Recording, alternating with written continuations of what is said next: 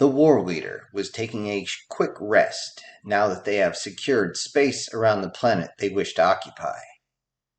He began to calm himself down, relaxing so that his quills did not shoot up too much, and he petted himself down to make sure his fur was also well matted so it would not be inappropriate to show in front of his men. He began to wonder how he was going to take the planet. He kept going over the reports on how it was going to be more and more devastating, how much resources they would be using, and of course how many personnel would be lost. He worried about this and was starting to scratch at his jowls when suddenly a report came up. It was a quick message, but as soon as he read it, he immediately jumped out of his quarters and ran down the hallway. He wasn't sure what he was reading was right, but if it was, he wanted to verify it as quick as possible. Rushing down the hallway, everyone moved out of his way, his large bulbous form just about pushing everyone off to the side of the hallways and right into the bulkheads. He continued until he got to the viewport and looked out, and sure enough, he saw it.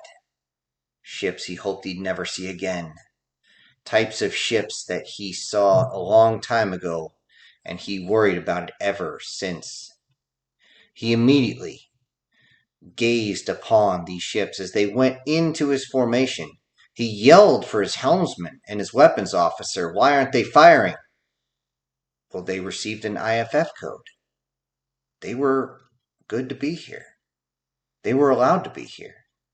He was beyond pissed that this was done without his permission. Who the hell would invite them? He immediately called for his council, and everyone was summoned within a matter of minutes. Eventually, he was standing and said, "Who the hell hired the humans? Which one of you stupid bastards thought this was a good idea?" He tried to say this without spiking up his quills, but that was a lost cause. He was more than angry. A pack leader simply stood up, the one who was in charge of the invasion, and simply stated, "Sir, I am the one who called them. They were the best choice considering what we are going to be facing. Do you have any idea how absolutely dangerous it is to have these creatures anywhere near us? Do you have any idea what they are capable of, even floating near our people?" "Sir, they may be expensive, but it's worth it. I double-checked to see how much it was going to cost us in personnel and material, and considering it's only going to cost us one ship for them to force the surrender early, then I believe it is more than worth it. The cost of one old ship is going to be enough to secure an entire planet. I do not see the issue, sir. The issue is you should have come around and talked to me. Do you have any idea? Have you seen them before? Have you seen what they can do?" "Well, not personally, sir, but we've all seen the videos." "Good, then sit down. Shut up!" With that, the pack leader realized that he might be in a little deep, and he slowly lowered himself, being careful not to step on his own tail. "Let me tell you about humans. Not only are they much larger than most every other species, but they're unbelievably fast for their size. Not to mention, they wrap themselves in a huge clunk of armor, something that even our tank rounds have a difficulty punching through. Our orbital bombardment is the only thing that's known to punch through any of their exoskeletons, and that's if, and I stress if, you get a direct hit. Do you have any idea how hard it is to direct hit something that's only twice our size from orbit?" With this, everyone started to think. Without giving them a chance to think about it, he continued. "Now let's talk about the ordnance that they bring. One of the things they love to do is they love to burn everything. One of the first things they do is spray everything with fire, a strange plasma from a thrower they have, and it lands on everything, and the plasma can't be put out.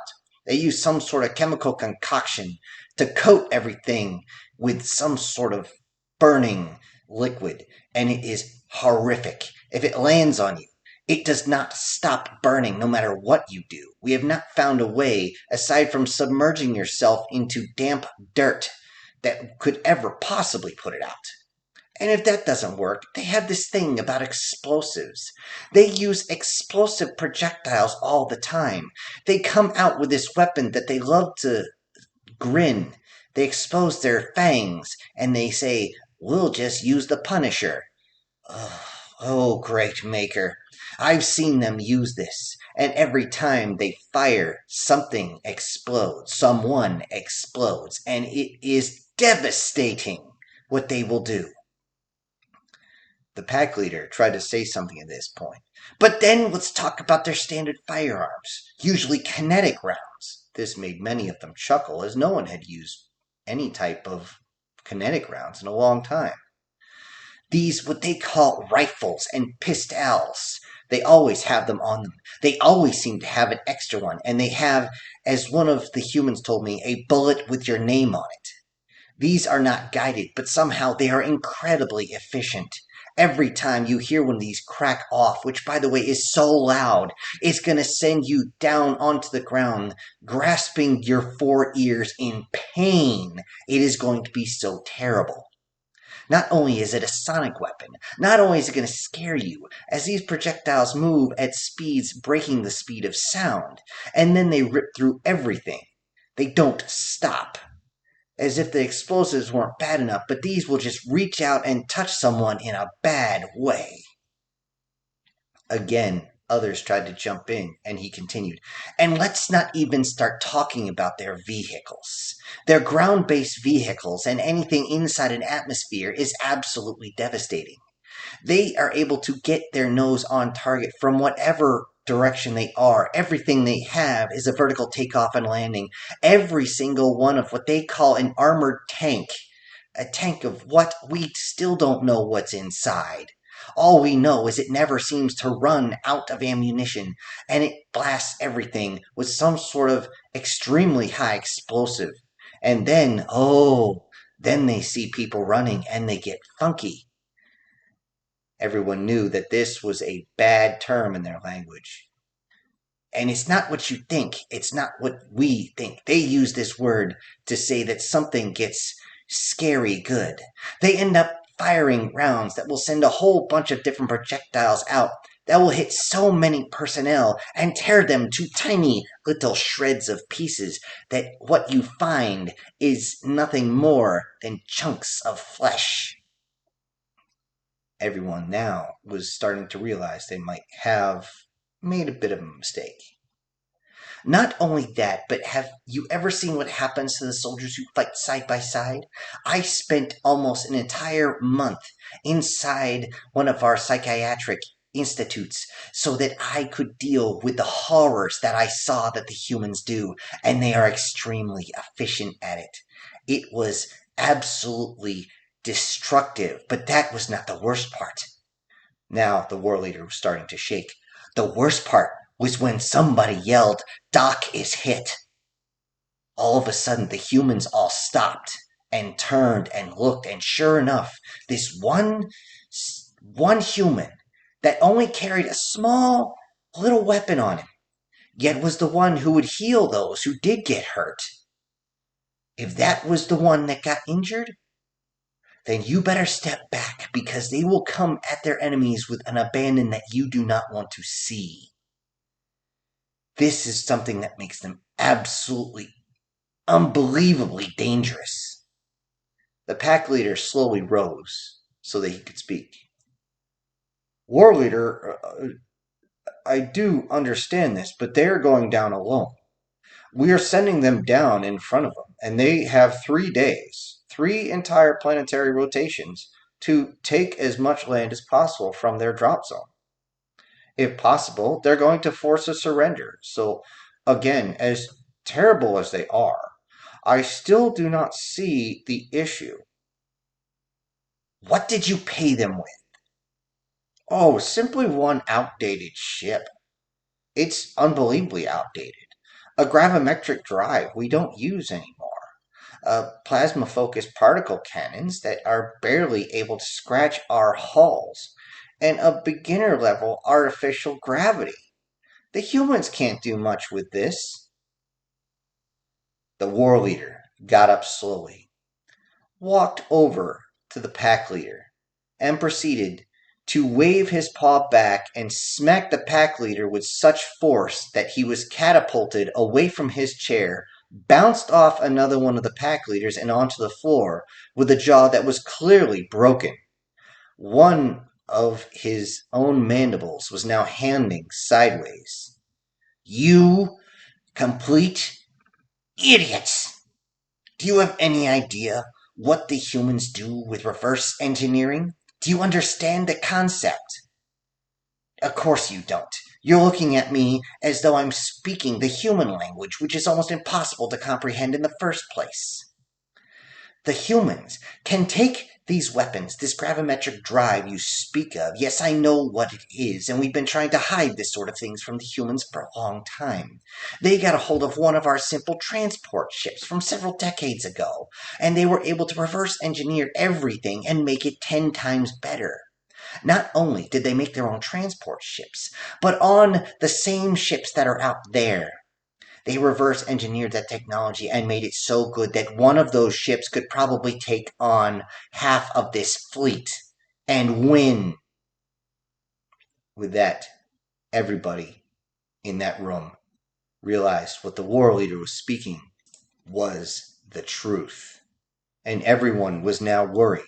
They had heard the stories, of course, but they thought these were exaggerated. But now, their most decorated war leader was warning them about this. One that was respected through their entire empire for his bravado and his ability to stand against the odds, and now he was petrified of this species. "Have you given them that ship yet?" Still holding what was left of his jaw, the pack leader motioned that no, he hadn't. "Good. Perhaps we can finally settle this. Get a hold of the humans. I need to know." "Oh shit, now what?" Immediately, the war leader went to his console and double-checked. And in his own version, he said, "Oh shit." He watched as the human ships had already begun to drop. Not only had the drop pods gone down, with a whole bunch of flak batteries firing to cover them on the way down, along with a whole bunch of decoys, smoke, and everything else that was going to go down with them. But right behind that was the shuttles carrying their heavy weapons. The war leader could do nothing but drop into his chair, realizing that everything had begun. He couldn't stop it now. He couldn't call the humans back once they'd begun. They'd be even more angry and demand even more payment. He simply watched, and his whole council began to switch through all their data streams to see what was going on. They were able to catch a few of the videos from down on the surface as the humans crashed into the surface. With that, all four sides of the pod burst open and crashed into everything in front of them. They towered over their enemy in these giant metal suits that seemed to have a type of ceramic. They didn't seem as bulky as he thought. Seems like they upgraded their suits. But this made the war leader even more scared. With that, it was as he said, the first thing they did was raise a strange device and began to spray fire out 20, 30, 40 meters. It was insane, and everything it touched caught ablaze. With that, they seemed to be talking to each other, but nothing was heard from there. The video, the few that was coming, would see the humans raise their weapons and simple projectiles go out. Dum, dum, dum, dum, dum, dum, dum. Next thing you know, an entire area was covered with explosives, but not only explosives, explosives that caught fire. They watched as the humans simply walked through the enemy lines, crushing anyone in their wake if they were hit. They watched as the rounds from the enemy would just bounce off. Any energy weapons would seemingly refract or reflect. This was new. Along with that, there seemed to be some sort of strange energy that seemed to bounce the weapons as well. It wasn't something that could stop ballistics, no, but it stopped energy weapons just fine. It was even to the point that the humans were hit with some sort of chemical accelerant that burst into flames, and the humans simply walked out, not seeming to care that he was on fire. They continued to watch They could get a stream from the humans now as the humans walked again right through the enemy lines as more and more of the pods crashed down. And then they saw it. The human vehicles. These had massive turrets that seemed to move effortlessly as they bounced their way around, firing into large areas. Anything that had a concentration of enemies was immediately obliterated. This left all the War Council sitting down in their seats. The war leader thought to himself, this is what I was trying to avoid. The entire fleet is probably watching this. You can't stop it now. He could feel the collective shiver that went down their carapace. He was scared again. He was petrified of these things. 2 planetary rotations later, they found themselves on the planet, accepting the surrender, as the humans simply packed up their gear. One of them walked over and asked, "Where is the war leader?" This was obviously translated as it was a digital voice. They motioned over, and he walked over and simply asked, "Are you the war leader?" The war leader simply motioned yes, and then introduced himself. The human simply handed over a small pad. On it was the exact location where they were going to drop off that ship. The humans would pick it up. He simply took it, motioned that he understood, and then put the data pad inside his shawl to make sure that he didn't lose it. He simply watched the humans as they carried a single one of their own on a simple repulsor lift stretcher. Only one human had gotten injured or dead. He couldn't tell. It was inside that damn suit. They lost no materials. Their battle tanks seemed to have been unaffected at all. The fighters that were in space seemed to have not been touched at one point at all. The pack leader that he had bitch slapped was walking up, his jaw not fully healed, but healed enough that he could speak. He simply walked up, lowering his head in a submissive pose, and as he stood there amongst the burned and destroyed carcasses of his enemies, he simply stated, "You were right, war leader. Hiring the humans? That was insane."